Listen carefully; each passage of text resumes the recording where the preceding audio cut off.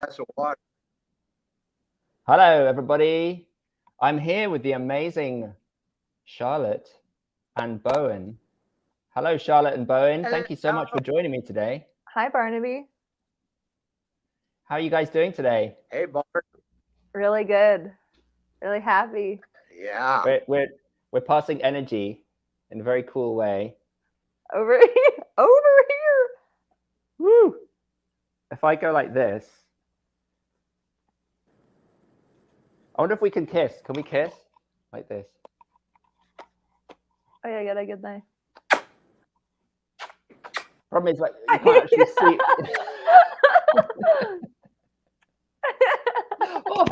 Oh no, other side.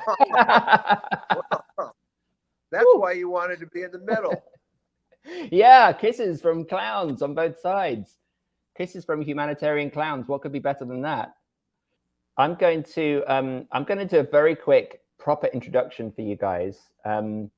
So Charlotte is a multimedia artist, mother, clown, ritualist, massage therapist, and professional communicator. Charlotte has had the nearly unbelievable good fortune of being internationally traveling humanitarian clown for her entire adult life. That lens of joyful possibility helped her to develop a keen sense of awareness, multisensorial listening skills, and deep trust in the ability of people to connect and share, whatever the physical or social barriers. In addition to this radical experiential global education, Charlotte has pursued a higher degree in transpersonal eco-psychology, wow, and has sought out spiritual teachers with intact cultural lineages to better understand human relationships with the larger worlds. So in a moment, I'm going to ask you, Charlotte, to just introduce yourself. But first, let me tell you about Bowen. So Bowen has spent 50 years plus learning about relationships and sharing what he's been taught. His experience includes learning that when it comes to relationships, normal isn't healthy, as we were just discussing. And those experiences included medical school, postgraduate training in family medicine, patient care as a family physician, changing to a 90-minute appointments per patient, and 30 years ago, with some trepidation, becoming a humanitarian clown, which we're going to hear about in a second. This latter education involves traveling the world to connect in solidarity with other suffering folks with the intention of bringing a little joy into their lives. That's in refugee camps, hospitals, hospices, schools for the handicapped, prisons, homes for the elderly, orphanages, on the street, and much, much more. So it's really cool to be talking to you guys today. I'm so excited to have this conversation and ask you some serious questions, as well as play around and have fun and share the love. So Charlotte, I gave that sort of formal introduction, but could you tell us a little bit about yourself, sort of, and how you got into clowning and humanitarian clowning, and just, yeah, why you're here doing this amazing work? Yes, thanks. I grew up in Harrisonburg, Virginia, and as the fates allowed, that was where Johnny Glick had a private practice as a family doctor.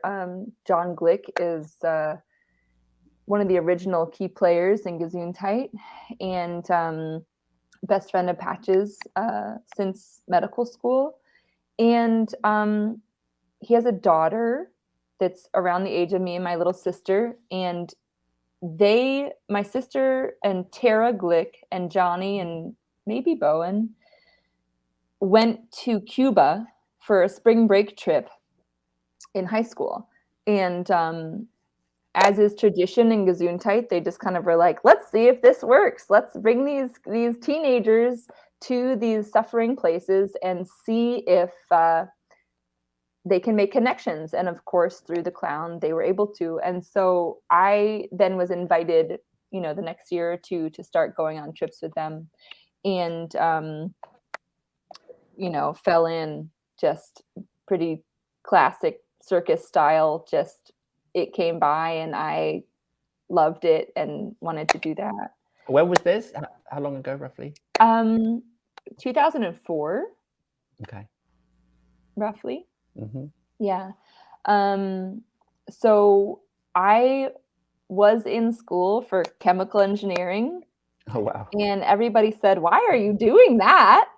And I was like, "I don't know, you guys, it's really a lot. I'm spending, you know, like 8 hours a day doing homework." And so I got out of that kind of in the same line with the clown, and I went to like a poetry summer at Naropa University and got into meditation and went to Iquitos, Peru for the first time. I know Bowen was on that trip. And I was rooming with Bryn, Bo's daughter, and I had a mystical experience. I really I fell in love with Iquitos, and I got tapped and tasked by the spirit of Mother Earth, and so that is really interwoven in my clown story, like just really to me, like being in Iquitos, it's this like water energy exchange. It's super hot. It's almost 100% humidity. It's 100 degrees.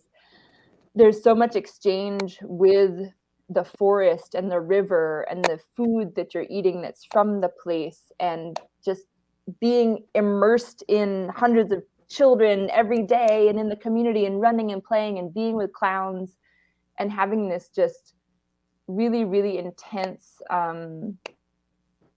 continuous experience. So this is the clown trip in Iquitos, Peru, where about 100 clowns descend for a week, 2 weeks in August. And it was there that I kind of like was able to be as free as I ever knew how to be. And that to have like total support of my friends and my family, because my sister's still in it, and all of these beautiful doctors, you know, like Bowen and Patch and John. You know, I think that like medical doctors doing clowning gives this like license of freedom. There's so much like, there's a lot of freedom when you're like, oh, we're under the supervision of doctors. Don't worry about it. This is fine. This is all good. So we get into different places that might not have been accessible to us because of the docs. So yeah, I'm saying all that because I've been allowed to have this incredible amount of freedom with both my work and exploration of states of consciousness through clown and through the support of the clown community that I have. Yeah, that's how I fell in. And when you were in Iquitos, you met some interesting Colombian clowns. Mm-hmm. You're talking about Ilana? Yeah. Hi, Ilana. Ilana. Surprise guest. Hola, hola. Hola, Ilana. ¿Cómo están? Bien. How are you? So good. Welcome, Ilana. Thank you. Thank you. Thank you for this last minute call. I love not planning things and being on time. I thought it'd be fun to have you in for a moment because of this amazing connection. Yes. That you have with Iquitos and with the Gesundheit and with Charlotte and with Bowen and all these. No, and you caught me in a very special moment because I am doing what I learned to do in Iquitos with Patch in the middle of the Colombian jungle. If you can see, perfect. I can't believe it's amazing, and the ocean is over there. Wow. The water exchange. Yes. The water exchange. Let me. And it says. Have you been clowning there, Ilana? Yes, I am. Bueno, I'm Ilana. I'm from Cali. I'm from Cali Clown. Hi, everybody. Ilan is an amazing clown I've worked with and known for a lot of years. And I hear Charlotte and I get goosebumps because my first experience as a clown was in Iquitos with Patch and Johnny Glick. And Johnny was this guy that came to me and told me, like, the first day, what are you doing in that costume? I wasn't wearing any costume. I was with my t-shirt and I came to help my Peruvian friends in their festival. And he made me put a tutu and a nose, and he made me clown that day. And I hated it. I suffered a lot. But but I learned something very powerful about the power of the nose and of the humor as this bridge to connect apparently unconnectable worlds, no? And I want to show you where I am. I'm in the ocean now, and you see this is a very filthy ocean. And I came to work here with the organization, a foundation that cleans the beach and is trying to help the community to create a more sustainable recycling process. And I'm the only clown.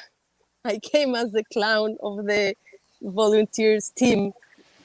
And that's it. And I'm happy to see you guys. It's very awesome. So, like, right in this exact moment that we're having this conversation, there is it's amazing, beautiful humanitarian clowning where the energy of the clown meets this kind of I don't know, this passion and desire to change something. See, and to get to these difficult places where, like, the people coming from the city see the garbage, and the people living in this community, they don't see the garbage. So how we can, like, build a bridge between these two completely different worlds? See, how can we show people something different? And humor and play and clown, it's a great tool for that. I'm not saying I'm having 100% success, because we're always failing, but it's interesting. It's interesting how people are very apathic to clean the beach, for example, and the clown comes in, and turning it to a game or to a song or to a different thing makes people wonder, and some start to listen, and some stand up and start to clean the beach. No, the same happened with the community. So it's a tool, and it's a way of life at the end that I'm super grateful for Gesundheit and Charlotte and the family of the clowns, because it was a little bit after that first experience that I met Barnaby, and then my life changed forever. Oh, yeah. Not necessarily for the better either. No, I'm not saying better or worse. I just said it changed. Different. Well, it's so awesome. So are you off on your way down to the beach now, or where are you Yes, heading? I have to get ready now, because we're gonna look for volunteers to do a beach cleanup. That's what we've been doing. And we just came with a boat full of garbage from another beach that we collected there yesterday. Wow. And it's all very clownish, pulling the trash out of, like, it's perfect for a clown. I mean, clowns, that image, archetypal image of the clown with a broom sweeping up dust or trash, and everything falls apart and nothing works, and it's amazing. And I love this thing you're wearing, this visor. It's yes. Oh yes. Looks like we've lost. That was quite amazing that, you know, as a side note, that Lana had such good signal out in the middle of nowhere on the Pacific. Yeah. And yet Bowen seems to be coming in and out. Oh, no. Oh, no. Maybe you could pretend to be Bowen, Charlotte. Do you think you could do that? Could you know, ventriloquize a little bit? It's really particular. The Bowen experience. he can just move his mouth and you can do the talking. I am a proctologist. I would love to know about the Healing Core and how that kind of came about, how it kind of coalesced, and what the aims are. Yep. That was sort of my original point of connection to you guys. For people who are watching this, it was kind of a little bit random. I mean, I knew about Gesundheit and their work through Ilana, but then I saw that there was this workshop being taught by this guy, Karl Hammerschlag, who was part of the this thing called the Healing Core, and teaching a Humanitarian Clown introduction course of 4 sessions across 2 months. And so I just kind of joined because I just thought that looked amazing, and his depth of knowledge and experience just seemed so wonderful. So I took the course, and there on the course met these other wonderful people who are involved with the Healing Core. Charlotte, who was helping to run the workshops, and Bowen, who was also there running some exercises. And I just immediately knew I have to, you know, connect with these guys and talk with them. So sorry, that was just by way of explaining how I came to the Healing Core, but perhaps you could give us a bit more of the background. Totally. So the Healing Core is Karl Hammerschlag's project. And the short story of how it came to be is Karl's a psychiatrist. He's in his 80s. We met in Iquitos. Again, here comes Iquitos. It's this center of the universe for a lot of us. And we were working with an organization called Amazon Promise, who was doing medical clinics. And they said, will you come? And Karl was like, I mean, what am I going to do? Psych evaluations in 5 minutes. What's going on here?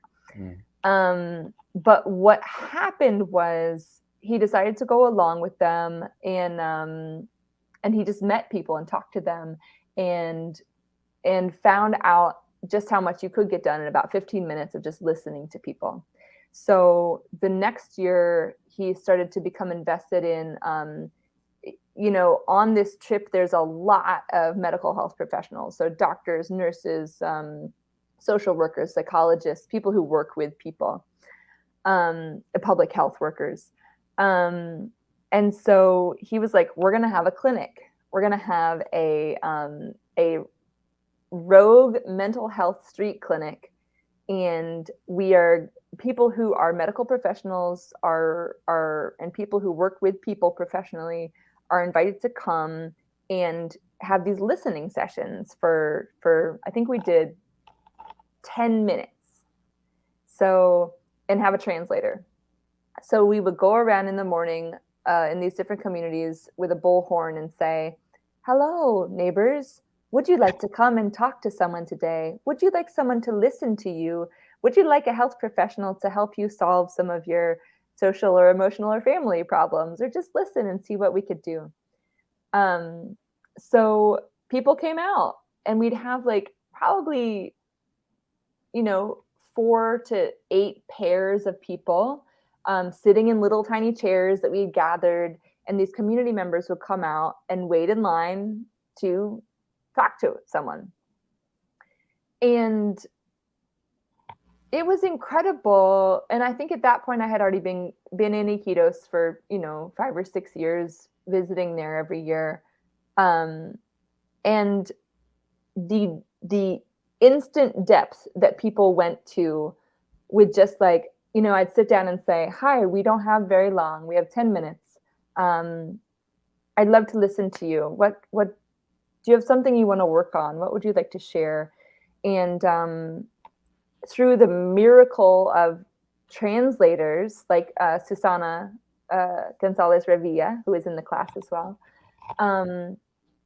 just made people feel comfortable and like they could really share the depth of something that was going on in their life. And frequently it was something that, you know, we're not there every week. We don't have the programming set up to really like have this long-term effective care for folks. But it was this, like Carl was calling it, brief positive psychotherapy experiences where we would listen for the strengths that these people possessed and reflect that back to them and ask them just questions on how they could move forward in their situation with their strengths. And so from that mental health street clinic, the idea for Clowntown Healing Fest was born, which was a festival in Phoenix, Arizona that we did one year. I can't remember the date of the year, but we had a whole like day-long festival, and we trained what we were calling Truth Fairies. So Carl was at that point doing the Truth Fairy character at the Oregon Country Fair. Hey, Bo. And hello. I'm talking about how the Healing Corps came to be. So Carl, you know, is this elder psychiatrist clown, was dressing up as this, like, you know, 6.5 foot tall, pink haired tutu fairy, and he had his daughters rope off this area and put 2 chairs in it and have people come and say, you can have 3 minutes with the Truth Fairy. Come, ask the Truth Fairy anything you want. And so people were doing that as part of this kind of like festival encounter, you know, encountering this character at a festival. Oh, okay, but actually this giant pink-haired nonsensical character is a trained psychiatrist, you know. I'm just going to see if I can. Sure. I think I can show a picture of this. Okay. Truth Fairy. Let me see if this works. Not the one on the right. But, I mean, not the one on the left, but the one on the Is right. that you?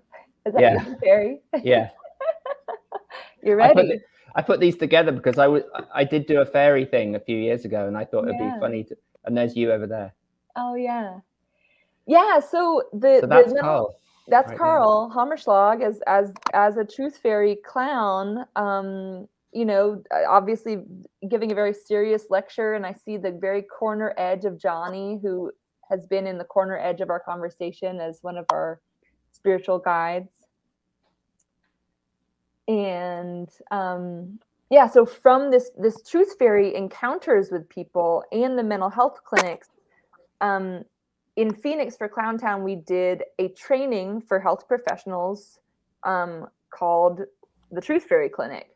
And so there were 2 days of training, and then we set up this big station where professionals would just sit and listen to people. And so a couple of clowns would usher people in. Would you like to just talk to someone and hang out? And because it's the US, we couldn't advertise it as a mental health experience. But it was a health experience. And the Clowntown Healing Fest only happened 1 year. And then it just, you know, with the pandemic and everything, it was like Carl wanted to have a different kind of org to offer these kind of workshops. And so he made the Healing Corps. And so Bowen and I are now championing this this cause with Carl, because Carl is an elder and he is passing down this wisdom to, I mean, Bowen is also an elder, but not as elder as Carl. Not as elder. And so Carl is passing down this wisdom to us, and you know, it's really his legacy project. And for me, I took on the Truth Fairy as a spiritual character, and I was doing it. I do it at festivals sometimes, or whenever it really strikes my fancy. Sometimes I do it online, and really I use it as an opportunity to listen and to channel. But the variety of questions that people ask is is incredible. And it's just beautiful to be with people and like, you know, walk up on people with a poofy dress and just say like, would you like to ask me a question? Ask me anything you want, and I will do my best to tell you the truth as it comes through me. And like a real learning moment was, you know, someone was like, what's my name? And that's, to me, this like real like clown and like culture clash of like what people expect and what they want you to say. They want you to guess correctly. They want you to guess incorrectly. But they didn't expect me to say, I don't know. You know, and like that's kind of like, to me, where like clown meets like spiritual character meets culture meets like potential is like actually telling the truth was the most surprising answer that people received. And it was a surprise to me too. So that's kind of like the principal operating modus operandi of the Truth Fairy, right? Yeah. To just tell the truth in whatever the situation. Yeah, do your best. And, you know, of course, it's coming through a human channel. So I love that. Yeah, but so the Healing Core is an organization to, you know, it's evolving, it's new. And Carl had this idea for like, okay, we're going to do this 101 series with like wisdom sharing and helping people to get into touch with the idea of the clown, like the lens of the clown. And through, which is really through being vulnerable and having communication skills. So that's awesome. Thank you so much for that. Yeah. Bowen, I think you're back with us. So can you tell us again, try again with the story about how you transitioned from being a medical doctor? I mean, I know you're still a medical doctor, but you know, how did you get into the humanitarian clowning thing in the first place? What was your pathway in? Okay, so I went into medicine late in life. I had a degree in political science my first time through college. I didn't really want to stay in college, but if you quit college, you had to go, you know, they wanted you to go shoot people in Vietnam, and I wasn't going to do that. So I stayed in college by default. I got out of college and I did a reserve thing in the military, and then I figured what I really want to do is I want to go see the world. And so I did that, the backpack and sleeping bag for a year. And then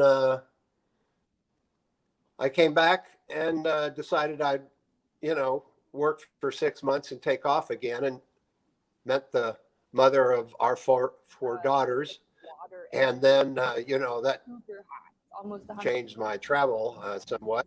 I was going to be a Montessori teacher. And anyway, I decided, you know, what I'm going to do is I'm going to go back to school and become a doctor. So I went back to school, got a degree in chemistry, and went into medicine with the idea the greatest untapped resource in medicine is inside the patient. So I entered medicine in a way to be a doctor as opposed to a physician. Physician, the old French physic, means medicine or medication, and physician is a derivative of that. We're supposed to be the medicator of other people to fix them. And doctor means teacher, and I wanted to be a medical doctor as opposed to a medical physician. And I wanted to help people take a healing journey. So I had initially a holistic family medicine practice. I was a founding member of the American Holistic Medical Association in 1978. And there weren't any holistic medicine residencies. So I found a humanistic family practice program and got very interested in family systems, and got interested in psychophysiology and helping people do what pills do without taking the pills, using biofeedback, and help people learn how to self-regulate, how to turn off the stress response and turn on the relaxation response, and use their own potential for health and wholeness and healing.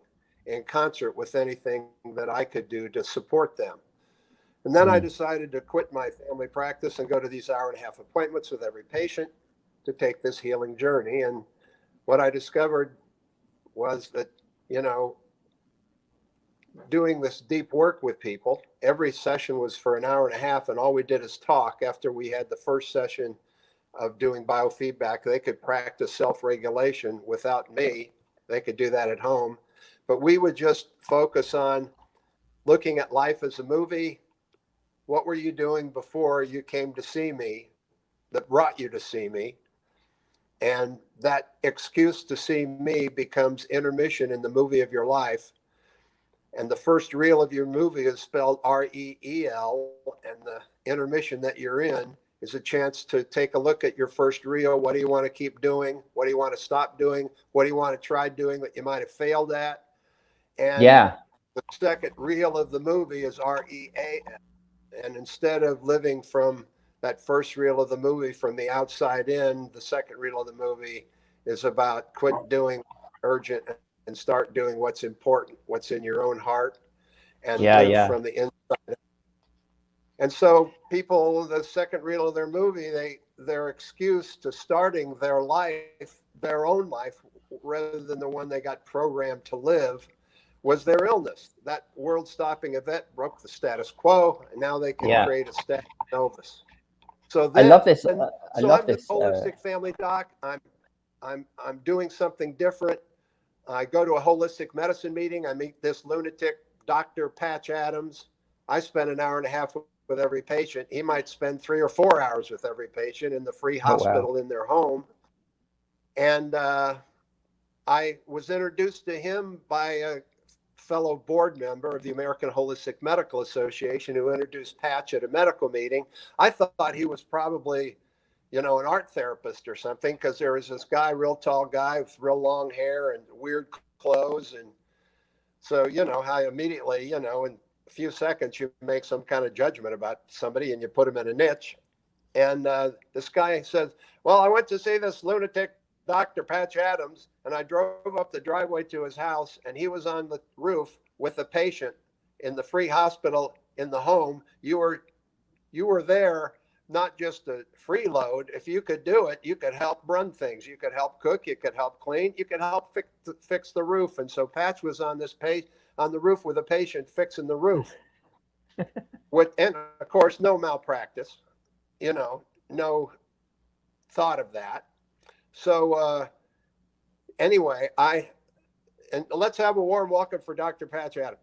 So this guy I thought was the art therapist gets up, goes to the front of the room, and he's the guy.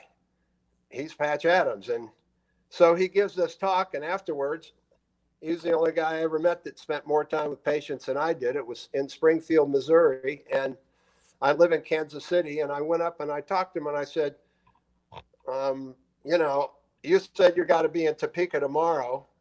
I live in Kansas City, and that's between here and there. So how are you going to get to, you know, Topeka? And well, public transportation. I said, well, why don't you just come with me, and then you could spend the night at my house, and I'll drive you to Topeka in the morning. So at midnight, we left Springfield, and for 3 hours, we had a conversation.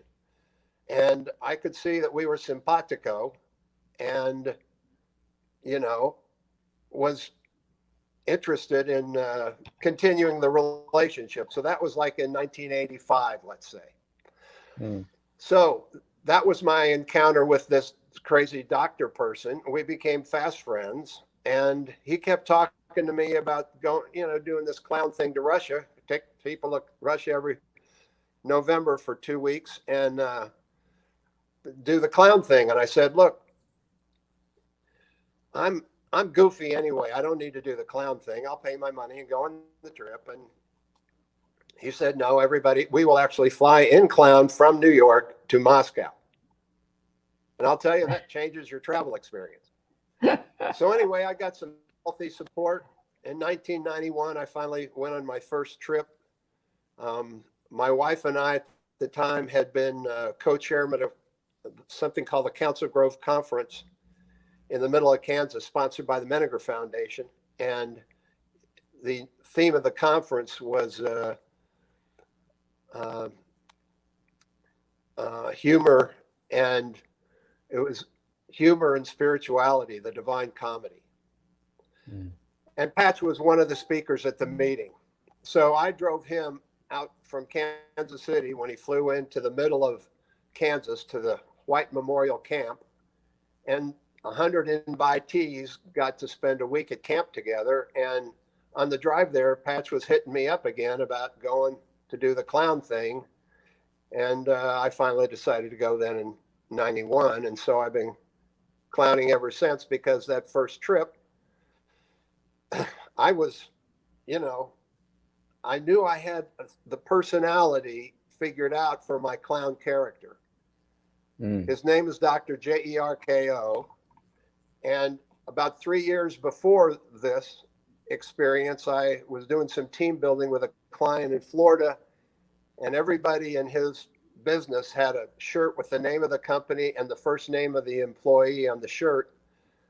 And I said to the guy that owned the company, I said, Paul, I'd like to have one of those shirts. And he said, okay, come on upstairs. And there's that card table with all those shirts. And you just pick out a shirt and you can have one of those. And so I picked up this shirt and it said Jerko. I said, oh, Jerko. And he said, no, it's Jerko. It's a Hispanic guy. He didn't make it through probation. So I had that T-shirt. That's what the T-shirt I wanted. I had that T-shirt for 3 years before I created my clown character. And when I created the character, I knew he'd be a doctor, and I knew what his name was, Dr. Jerko. He would not make it through probation. And so he's a doctor with license for lunacy. He's a proctologist. And on that first trip, I discovered my butt. My clown, I came to understand, was a proctologist, and he needed a very large posterior. So it's fun to get into that character because, it's, so fun. This was the moment, right, where you discovered humanitarian clowning. So what I'd love for you and Charlotte both to do is to tell us, for you, what is humanitarian clowning? What is that? What is the quality of it, or what does it consist of? How do you explain it or describe it to people? We're all humans, and that means we have the excuse to connect with other people in our tribe.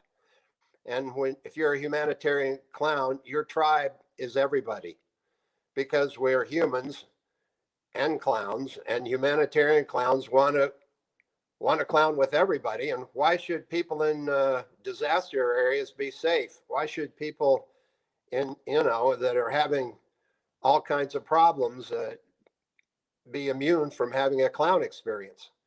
What could we do to bring a little joy into people's lives that may not have much, and have solidarity with them?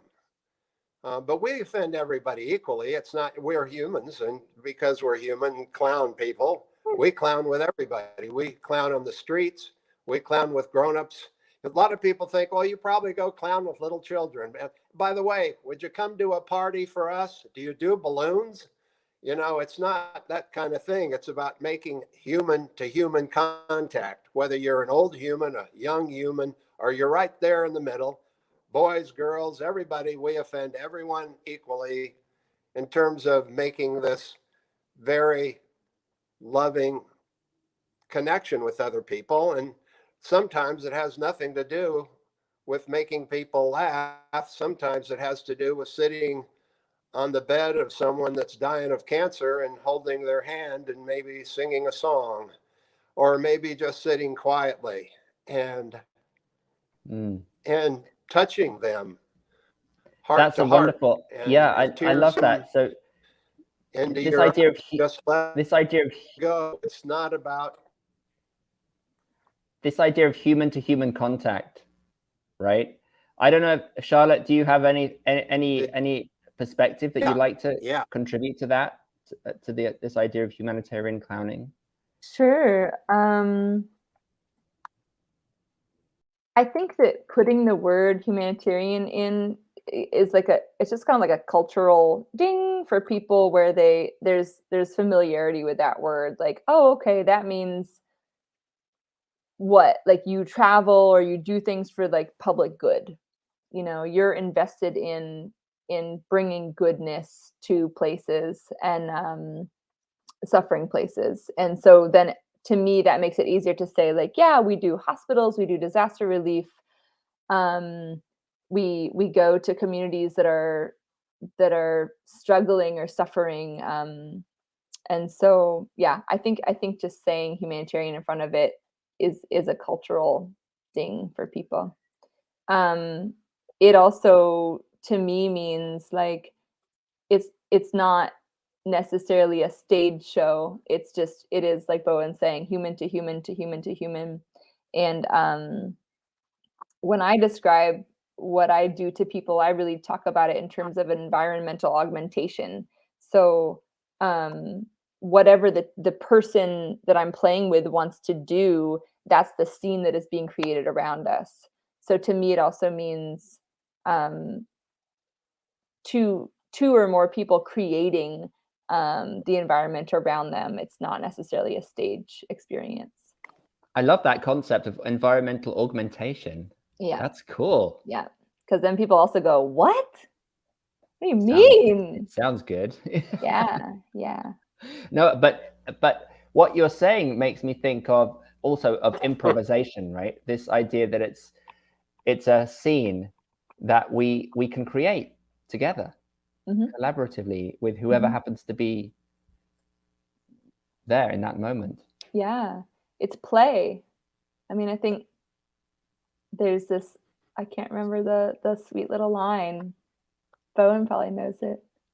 About play. It's just being playful with people. It's allowing yourself to play.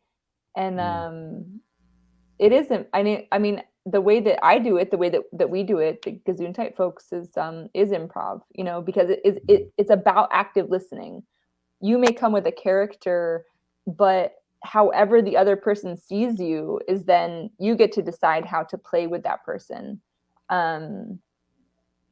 And to what extent, when you're out doing the work, are you clearly a clown in terms of your costume and noses? Like if I'm on a trip, or like if I'm here in my hometown? Just if you're wandering around your kitchen, you know, just like cooking dinner. No, I'm yeah. No, yeah. when you're on a trip, what are you recognizably a clown, or are you more often, you know, just a character or just yourself? I would say because I play a lot of roles within the org, the clown to me is a character that I'm always working with. It's a vocation that I'm working with. So I feel it a lot. And I was describing to someone last night because I kept going like this. If I was describing the clown, I kind of kept going like looking around. The clown to me, and we were talking about this with Carl, this like the clown is psychedelic healer, you know, as the clown opens their eyes a little wider to purposefully hyper saturate the brain with information. So like you open your eyes a little wider, you're allowing in a little more light, a little more information. You can do it auditorially. I hope you're all doing this at home. Yeah. One of the clown exercises that I teach is just about, you know, like paying attention to senses, like what's close to you, what's far away, what's the farthest away thing you can hear. And so so when I'm out and about, I mean, I've done that training for 15 years, right? So when I am walking around in a new setting or an old or wherever, I'm probably accepting a lot more information than a person who hasn't had that kind of training and development. And so the clown informs me, and the clown comes in and out. So say if I'm on a trip, I'm really there's times when I have my nose on and like I have my nose around my neck and I put my nose on and I'm doing my little thing and I have an outfit on and I'm really excited and I'm very accessible to people. And then there's other times when it's you know, like, okay, like we're cool, we're hanging out, we're friends, we're playing. There's like really wild play that's happened a lot that's so clown infused. Is it, you know, like I think that's also a thing with humanitarian clowning is like, to me there's a much more permeable boundary between like when I'm working and when I'm not working. Like being at the bar with my friends and playing because we're all clowns is a clown thing. You know, like having conversations with Bowen on the phone. There's clown happening all over the place, as you might imagine. So it's really an infusion of this lens of potential and like curiosity. So sure, like I did a festival on Saturday and I was clowning all day, and I haven't done it for a long time, like in a kind of 8-hour setting. And so for part of the time I had my nose on and I was running around and talking to little kids and like, oh, you want a purple streamer thing? I have one in my bag for you. Like, let's make sure your mom knows. Come on over. You know, if I was just me, I'd kind of be like, oh, hey, I see your friend has that thing. Would you like one too? Come on over, you know? Yeah. So it gives you this permission to sort of go a little further with everything. Yeah. I find just like reach a little further, be a little bit more risk taking, a little bit more intrusive into all kinds of situations. In this wonderful way. Good intrusive. I don't know if I very much enjoyed the little show that we got there, Bowen, and we may not be able to hear you very well, but we can see you, and it's delightful. You know, I inappropriate, but you know. Well, the thing is, it's appropriate here. Play is, you know, in the theater, the play is the thing. But yeah, play is the verb, and we're all about play. And there was this wonderful. You know, we play, the more alive we feel. There's this wonderful quote that I just wanted to read out from your book here, Bowen. There's a couple of things that are very similar, but there was one where your friend Elmer Green, you're talking about suffering and Buddhism, and Elmer says to you, you know, Bowen, the real trick is to joyfully participate in your own suffering. And then you said another point, I want to use the stresses of my life as a stimulus to change. And I'm really digging that. Really just love that idea that, you know, stress isn't a bad thing. It's like, okay, you cut out on second. Can you hear me now? Hang on, I'm gonna take Charlotte out of the picture for a second because that seems to help. Okay, it's hitting like every other word. Yeah, it's better now. Did you hear what I said? Whatever you said is, if it's in the book, it's got to be spot on. No, It was just this thing about suffering and suffering being a route to joy and transformation, like being joyful in your suffering, and the idea of stressors in your life being a route to change. Absolutely. You know, if it weren't for stress, life would be pretty boring. So, yeah. You know, stress allows us to, that's how we adapt. And adaptation is how we evolve. And one of the things we learned is to get where we are as Homo sapiens, we had to learn how to work together and collaborate with other people. And clowning is all about collaborating, getting cues from the other to see how do you enter a space where they feel comfortable. And that's an honor to get a chance to be in that place. And the more that I clowned, the better doctor I became, because I was better at getting the cues I needed to be comfortable being in that sacred space. Yeah, that deep listening, which is something that we worked on in the workshops with you guys and Carl as well, which was amazing. I'd like to, we've been talking for an hour, I can't believe it, but I'd like to just ask you one more question, really, both of you, which is to do with coming back to the healing core. And it's really like, you know, I'm asking everyone this really, like, what now? What are you doing? You know, you've created this healing core. What is the objective, the mission of the thing, activities? What is going to be happening? What are you struggling with? How can people get involved? That kind of thing. Who's going to speak first? And I'll well, we're trying to figure that out.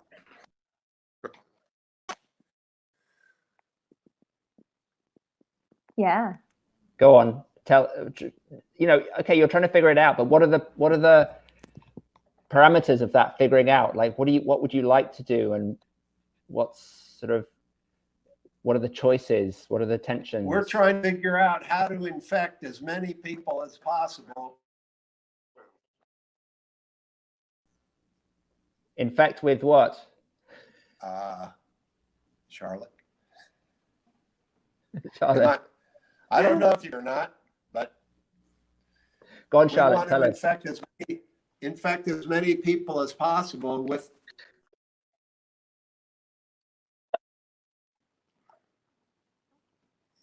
With what?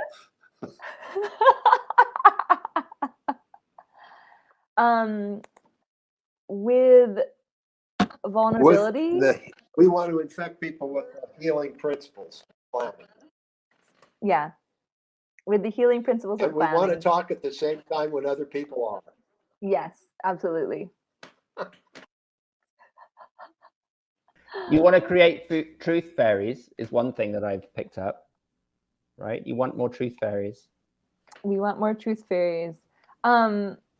Yeah, we want to expose people to the possibility of better communication, better listening, more connection. I've been meeting a lot of new people recently and talking about Clown for like hours a week. I think that coming out of the pandemic, people are really hungry for anything that makes more connection. So the healing core is about helping people access tools inside of themselves to make better connections with other people and the world around them. I think that's the nugget of it. So how that could be translated practically, we're doing another series of 101 online workshops in the Clown Healing Principles. That's kind of a basic access place for clowns and non-clowns, and that'll happen.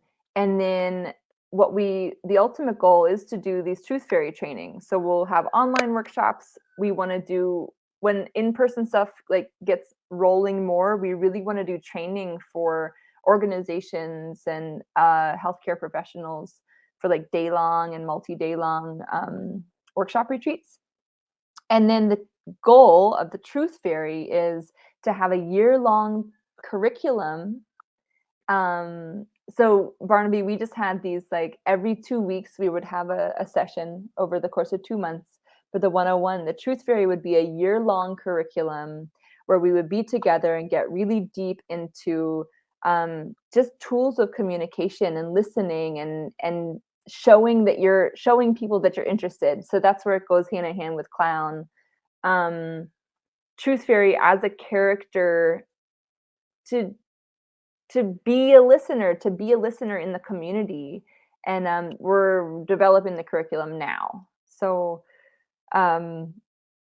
we have trained Truth Fairies in the past in Iquitos, and we'll just try to do our best with translating that to the US and the US market.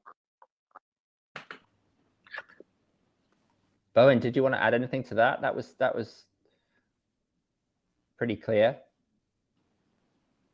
Interesting. Unclear. I'm very tempted. I would love to be a truth fairy. Yeah. If I'm not already. Yeah. You know, I think one of the things that's just, yeah.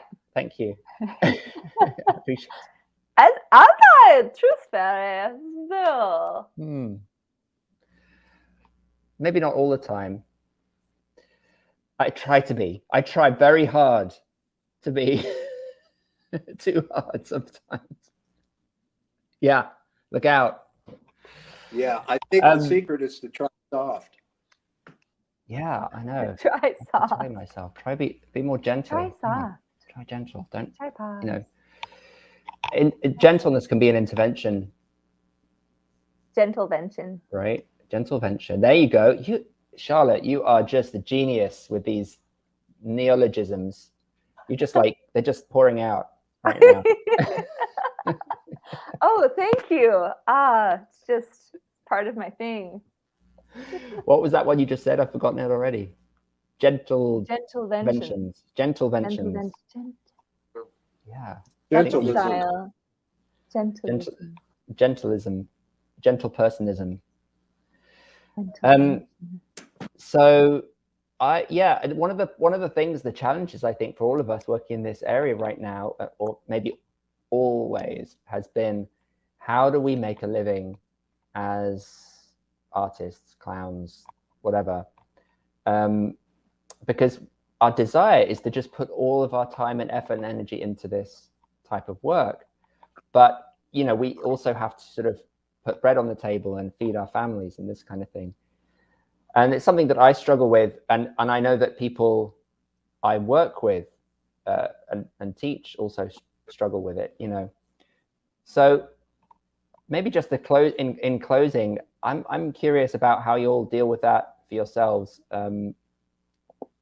you know, in your lives. Is there a degree of trust, and you just like, you know, I do what I'm passionate about, and I trust that I will be held, you know, or is there more of a strategic thing that has to happen where you're like, I'm doing this in order to fund this and going for these grants? And Bo's ready. Go on, Bo. Speak.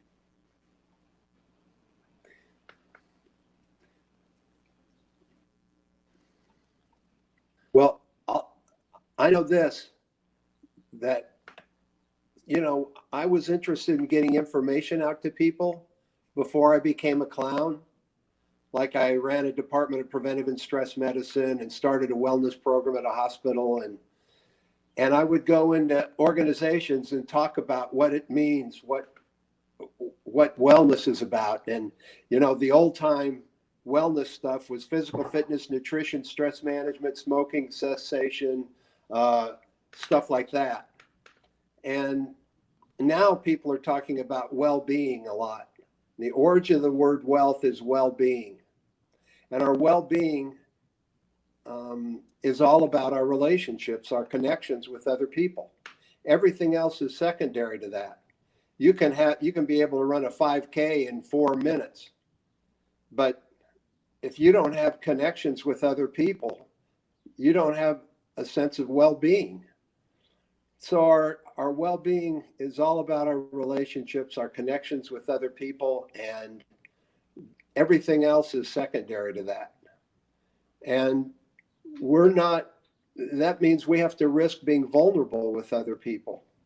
One of the things I discovered as a doctor, people had to risk being vulnerable with me for me to be helpful to them. And creating an environment for that, I put a big sign on my door: caution, beware of doc, enter at your own risk. I make mistakes every day. And, you know, nobody read the sign and then didn't want to go in the room. What that I was saying is, you know, I'm just like you. Come on in, you know, let's chat. And what I discovered was, and what I learned from my patients, I want to share with other people. Because why wait to get sick? I wrote Why Normal Isn't Healthy because I wanted to get information out to people about how to connect with their own best self and how to create an environment where we can bring the best out of other people. And that requires people being vulnerable with each other. Very cool. In order to risk revealing ourselves to other people, we have to feel safe with them. And one of the things that clowning has helped me to do is to create an environment and relationships with other people where they can feel safe with me. And one of the things that I discovered is that when I have to risk being vulnerable with other people to allow them to feel safe enough to say what I need to hear and do it with love. Yeah. So we all need feedback. We all need each other. We all need help to stay on track when we lose it. And to be able to do that with other people in a way that's kind and loving and gentle. Yeah. That's very, that's what I want to do. That's very beautiful, inspiring. Thank you. Charlotte, do you have any final words on, keeping it together as a clown? Yeah, what I was thinking about, because this is a constant in my life, and it's related to a lot of different things. It's related to the Western culture and patriarchy and capitalism, and I refuse to not give my gifts because I don't get paid for them. I'm not gonna not give what I fucking have just because I'm inside of a sick culture that does not see or support me. The other thing it's related to for me is because I would die. I refuse to be killed by a culture that does not respect art. The other thing it's related to me for me is mothering. Like, I'm a mother. People who don't have kids don't know that it costs $15 an hour for childcare. And so this kind of like dichotomy of like not being able to have a job because I can't afford my childcare. Like, a lot of people are in that situation in our culture, in our country. And so I'm already super familiar with working my ass off for no money. And I would never give that up either, So it's just this kind of like, to me, it's conceptual, and I have to remind myself of that a lot. Like, what I have to offer is worth working on really hard, and people really need it. And sometimes the energy balance isn't there in the form of money or in the form of something else. But I am responsible for the amount of energy that I put out into the world, and I want to give it. I want to do it. People really, really need it. And so for me, I recently became a massage therapist because I was like, what can I do that people will like and that people need and will be helpful to me and other people, and provide me a decent hourly wage so that I can continue to do other work. And I'm also so vulnerable that I'm a dependent. I depend on my other family members in my community to allow me to do the work of mothering and being an artist. Like, I work really hard, and it's not always for money. Awesome. Keep it up. Thank you. Yeah. Well, I'd just like to thank you both for your amazing work and presence, and for your really inspiring, wonderful words today. It's a pleasure, that I get to do these conversations. Yeah. So just thank you for your generosity and for your ongoing contribution to the world of clown. Thank you, really Barnaby, for taking thank you for doing this work. Thank you, Barnaby. Kisses. You're welcome. Thank you for having us. In beauty may you walk. You too. Yeah. Aho. Bye, everybody. Blessings, everyone. Love you. Blessings on your heads and on your feet.